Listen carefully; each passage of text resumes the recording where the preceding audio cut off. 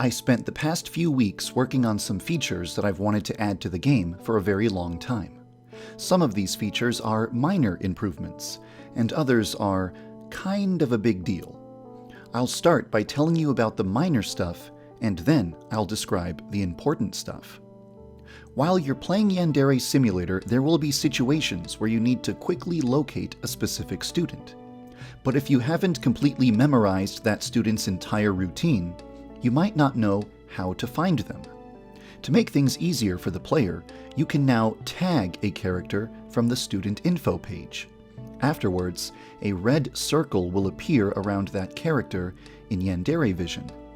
This type of feature probably doesn't seem super fun or impressive, but it's important to me to put features in the game that exist purely to make the overall experience smoother, so that the player isn't getting frustrated when trying to complete simple tasks. The last time I added new background music to the school was over 2 years ago. As of now, there is finally a new background track that the player will hear during school gameplay. The music changes depending on Yandere-chan's current level of sanity, and when school atmosphere is medium or low, so there are technically 9 new tracks in the game now. I hope to add even more background tracks in the near future. When I first put the corkboard into the game, I didn't plan for it to retain the player's photographs from day to day. I was fine with letting all the photographs disappear when the player left the room. However, I've recently seen people do some very creative stuff using the corkboard, and it's a shame to imagine all that effort being wiped away.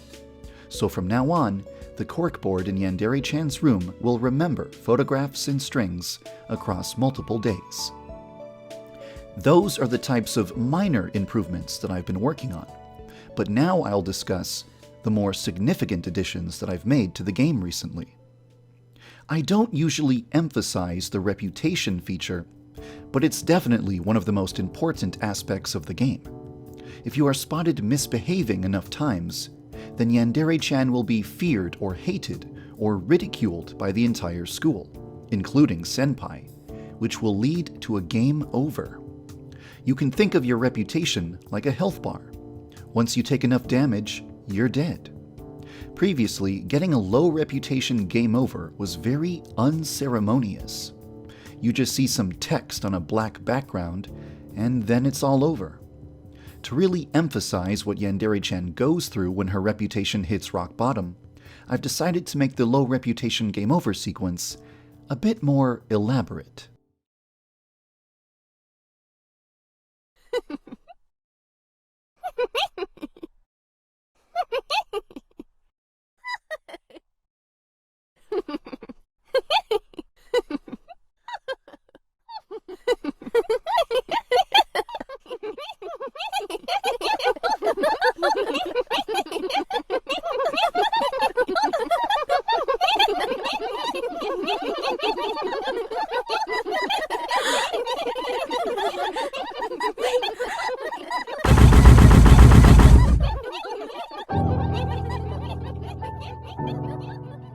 In the future, there might be multiple versions of this cutscene, depending on the exact reason why Yandere-chan's reputation has fallen.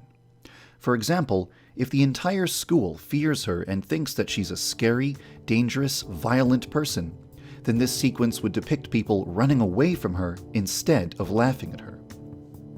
One thing that has been bothering me for years is the evil persona. The idea was that this type of character is delighted to watch people die, so they won't report you to the police if they see you commit murder. I added this persona to the game because I wanted to have as many different personality types as possible. But from a game design perspective, this isn't a very good feature. It's basically a get-out-of-jail-free card that allows the player to completely escape the consequences of their actions with zero effort whatsoever. And it's completely redundant because it's functionally identical to the coward persona. I don't want to completely remove the evil persona, but I do believe that the player needs to put in some effort if they want to get away with murder. So, I've made a compromise. As of now, the evil persona has been replaced by something new, the spiteful persona. A spiteful character reacts to murder by running away and calling the police, unless they hate the person who you murdered. For example, if you make the bullies harass a spiteful student, he will wish for the deaths of the bullies. So if you murder a bully in front of that student, he will be grateful towards you rather than afraid of you, and he will not report your crime. If you lower a person's reputation far enough, a spiteful student will see no worth or value in that person and won't be disturbed if that person dies. Right now, these are the only two ways to make a spiteful student hate another student. But perhaps there may be more methods in the future. It's also possible that there might be students who hate other students right from the start of the game, without any action from the player. For example, maybe one of the students in the drama club despises Kizana and wants her dead. If you do enough research, you can figure out who it is, and then you'll know that you can murder Kizana in front of that student without any repercussions. It's no secret that Yandere Simulator is heavily influenced by the Hitman series. In fact, the video that plays by default on my YouTube channel is the video where I compare Yandere Sim to Hitman, because it's the fastest and easiest way to explain what type of game I'm trying to make. However, I definitely don't want Yandere Sim to just be a re-skinned Hitman game, and I'm always trying to make Yandere Sim different from Hitman whenever possible. The most unique aspect of the Hitman games is the ability to take someone's clothing and disguise yourself in order to gain access to restricted areas and slip past other people without suspicion. This is a feature I would never consider adding to Yandere Sim, because then it would feel like I'm just making a Hitman ripoff. However, there is actually a plausible reason to add a similar type of feature to the game. In the past, I've explained that Yandere-chan is an empty girl who doesn't experience emotions in the same way that other people do.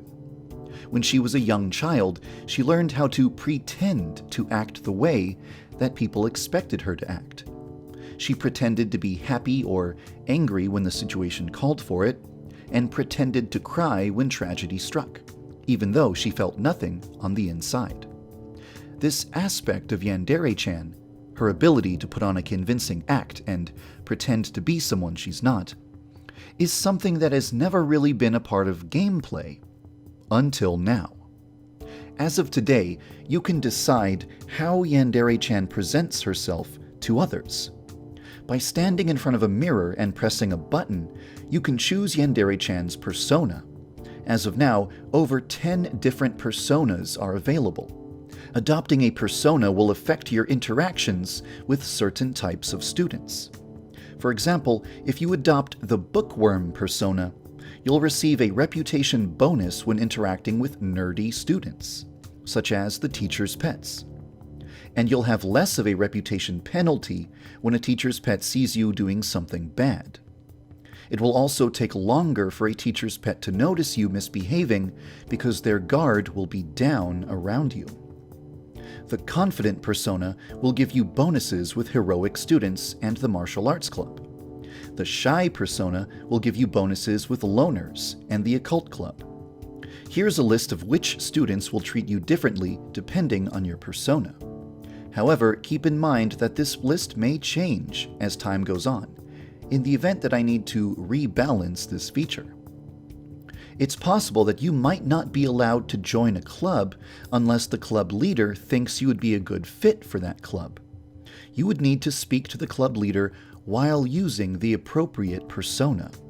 For example, the leader of the drama club wouldn't let you join unless you're using the elegant persona, and the delinquents wouldn't take you seriously unless you're using the tough persona. Hopefully, the ability to change Yandere-chan's persona will emphasize the fact that she is a cunning, deceptive, manipulative person who is putting on an act at nearly all times. In case you're wondering how all of this is going to result in more interesting gameplay, allow me to provide you with an example. Let's say that there's a situation where your current rival is almost alone and vulnerable, but there's a bully nearby who will spot you if you try to commit murder. The obvious solution is to kill the bully beforehand.